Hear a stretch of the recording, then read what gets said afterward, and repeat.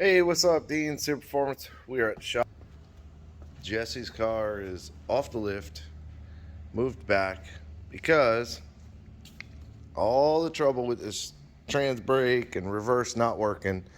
I finally get a hold of somebody at TCI, and I don't remember his name, but I walked him through what it wasn't doing, basically, and so you can't, on a TCI valve body, you cannot trigger the ground side. He said they've tried a million different ways, a million different times.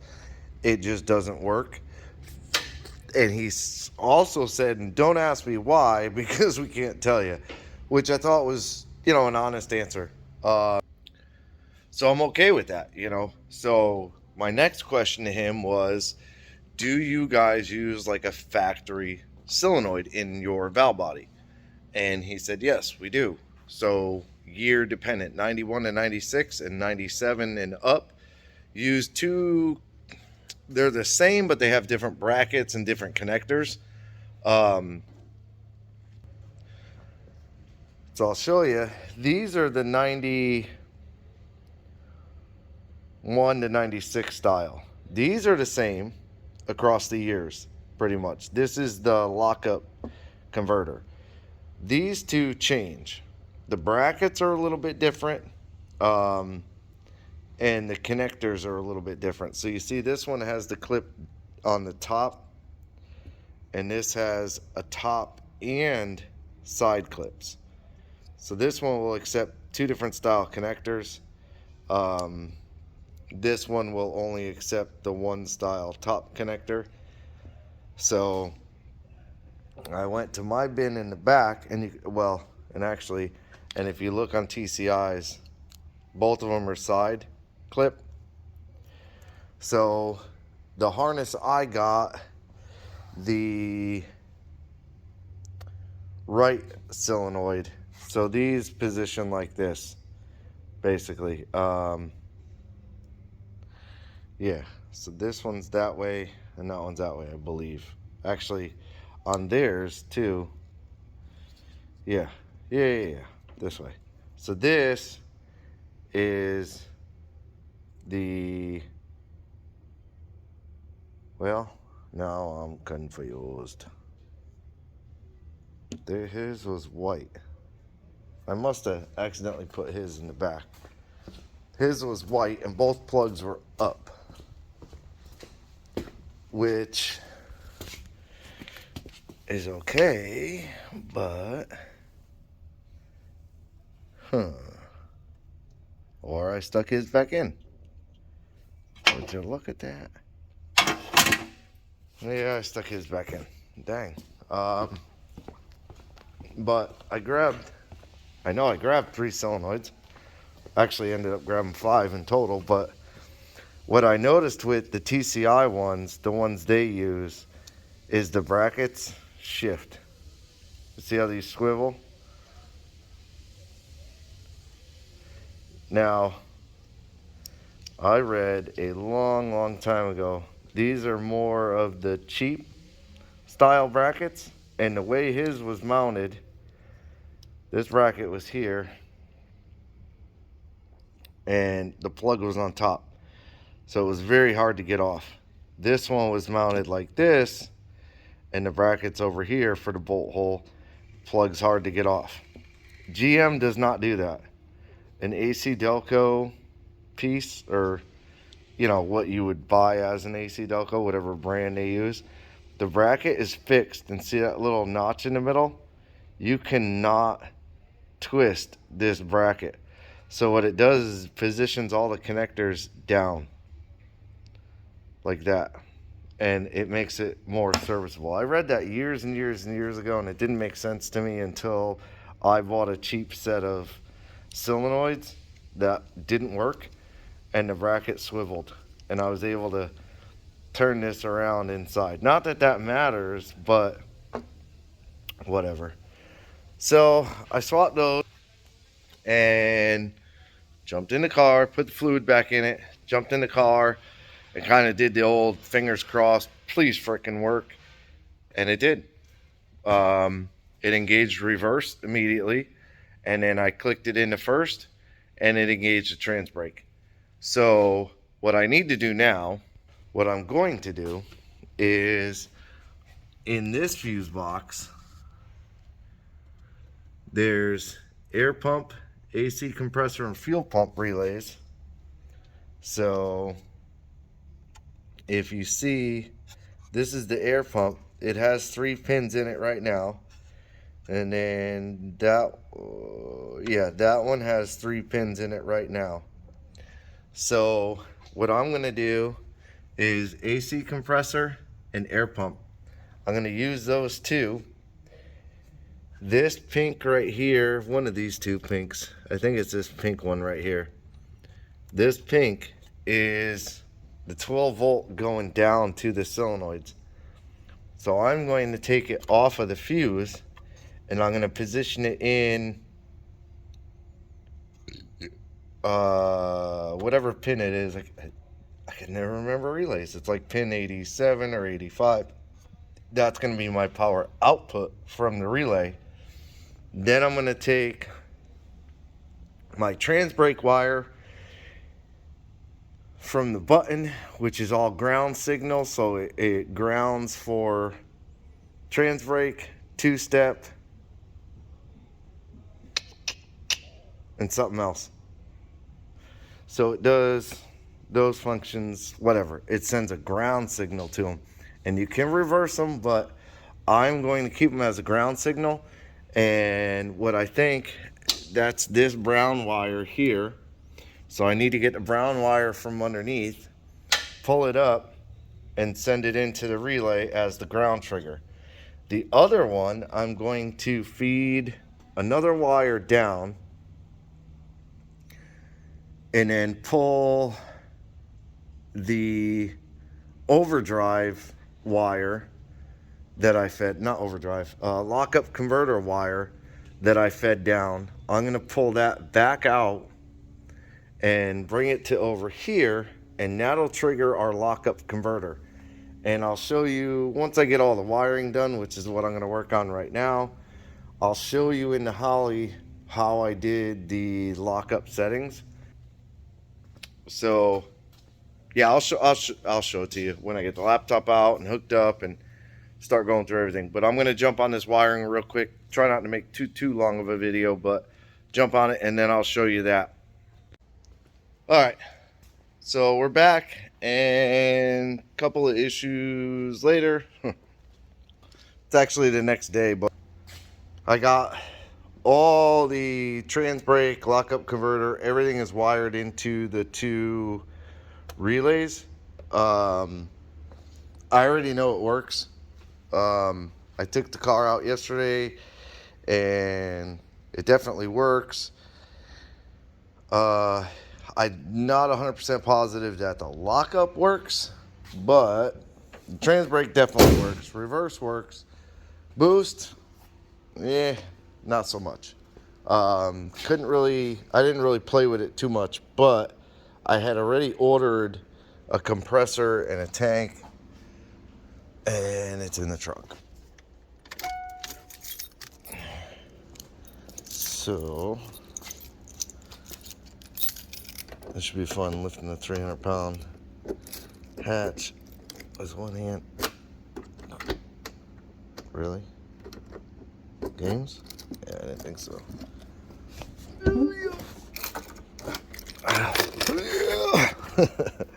So, excuse me.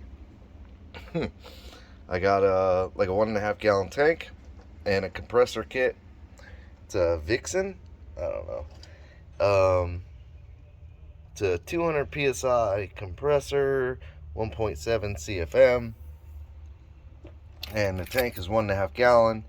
So I mounted the compressor up there, mounted the tank down there. He still has a bunch of trunk room actually.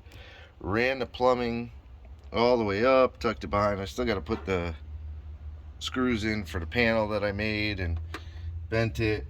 But the kit came complete. There's a bunch of ports on this tank. There's 3 on this end, 1 underneath, 1 on this end, 1 over here, but it came with the pressure switch, which is 120, no, 140 on, 140 off, 120 on, a relief. Then the hose screws in there, that capped off those three. Then I put a plug in the bottom, put a gauge. You normally don't need a gauge, but put a gauge. So you can see it's roughly 140. And then the hose down there. And the way I wired it, this hatch is so heavy, is on this relay here. I basically ran a battery feed with a fuse. I didn't have any more of the ones like that. And I jumpered the 12 volt to the 12 volt trigger side. Then that brown with a white right there that you could kind of see on the side comes over to the pressure switch, and then that black with a white actually runs all the way up to the front to the CAN module. You can kind of see it going through there. It goes to the CAN module. Oh, this thing is so heavy. There we go. So what I did was cancel that. Let me turn the screen up. Let me shut the flash off. There we go. Inputs and outputs. So inputs, we have trans temp for the CAN thermistor. I think I showed all that. And then the dome pressure map, because we have it tied to the map sensor. And then I have speedo. Outputs, I have trans fan on 1, torque converter lockup on 2, and air compressor on 3. And the way I configured the lockup, where I left off yesterday, was I did sensor input trigger, and the output will activate when TPS is below 45% and deactivate at 55%. So it'll turn the converter on anywhere below 45% throttle, turn it off at 55% throttle. But it also needs to meet it'll become active when the speedo is above 58 miles an hour and then below 45 miles an hour. So there's two different settings. You could do as many as you want. You could do switched input triggers, do all kinds of stuff. And then the air compressor, I basically set it with 1 coolant temp sensor above 140 degrees. It'll deactivate at 130 degrees. This way here, I mean, it's gonna hold air, but hopefully it doesn't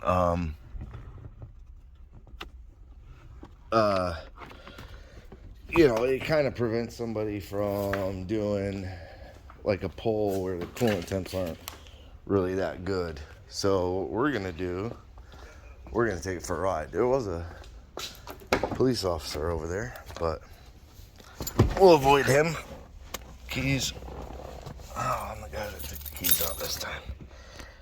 And then if this works, I am going to put all the interior panels back in it, and he can have his car back. Yay.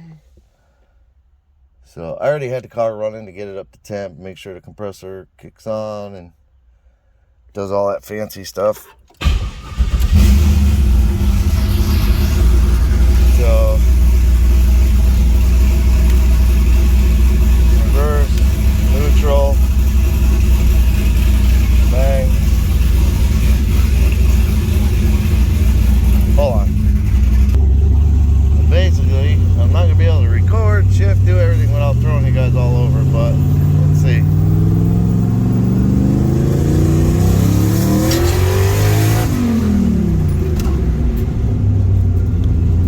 That was like 3 pounds again.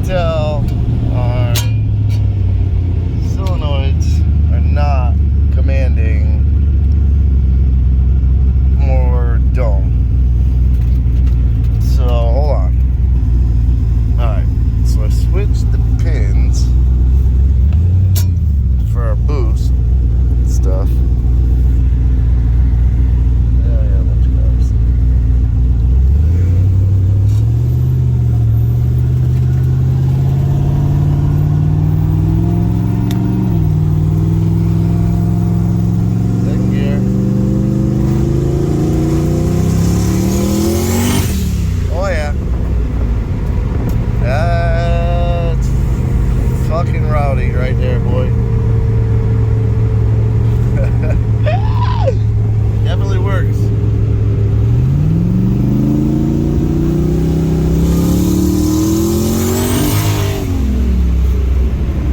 I'll be right back. Alright, so I got the car back. I know I was driving it before, but you can kind of see down there. I added a dome pressure sensor, wired it up over and into the Holley auxiliary plug. And then this is the input that was hooked to map sensor, now is hooked to the signal output of that sensor. So we are gonna try one more time and see if we can't control the boost a little better. But I spent a bunch of times. I got the cluster back in with the bezel. Nothing works on it except battery voltage, I think. Yeah, battery voltage. Everything else is disconnected, which is fine. But I got all the kick panels are back in, screwed in, consoles all back together, and I also talked to him. And this shifter, this is a cool shifter. Because it's a 4L80E, it should say 123D or OD or whatever down here. So you take this side panel off, which is just 4 little screws, and there's like the gate has a screw that you just slide back, put it in another hole, and it becomes a 4-speed shifter or a 3-speed. I think it'll even do 2-speed. Like, this is a cool shifter. He's got the buttons, yada yada yada, but we're gonna take it for a ride. Alright, so I'm commanding 10 on the dome, and we're gonna see if it'll make 10.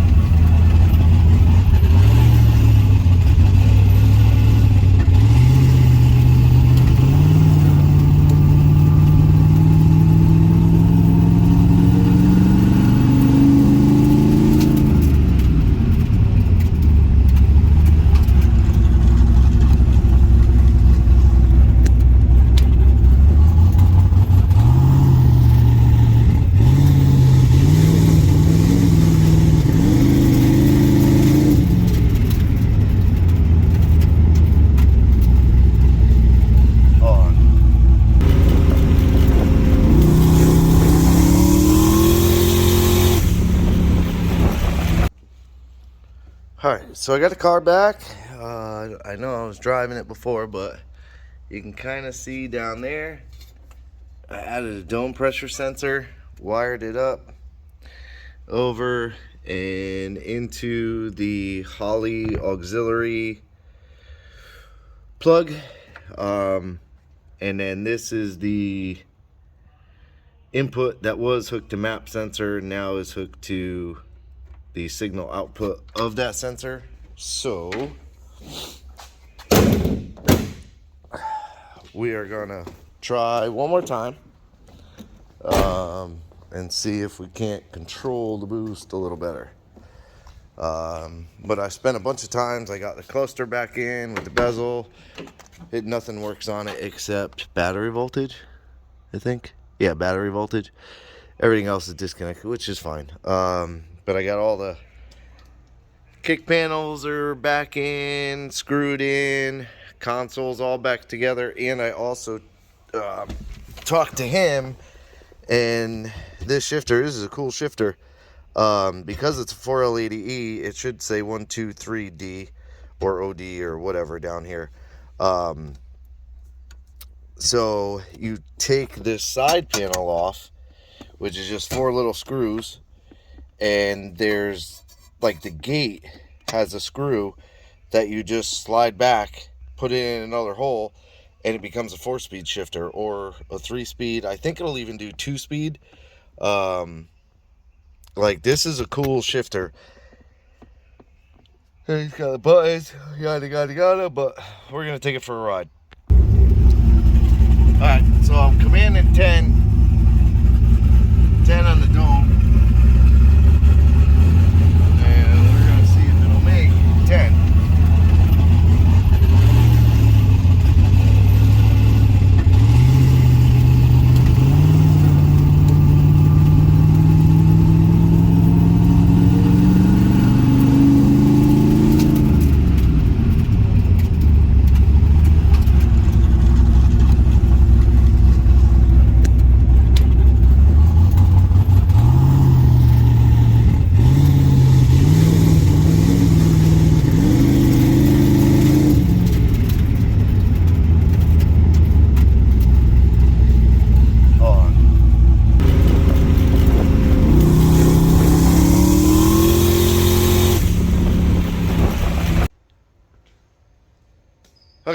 So went for a ride, played the boost control a bunch. Everything's working now like it should.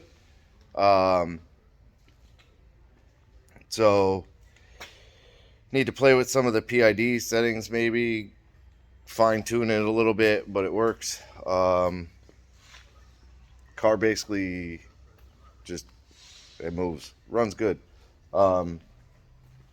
So like I said, I got all the interior panels. Interior panels are in. Fourth gear works.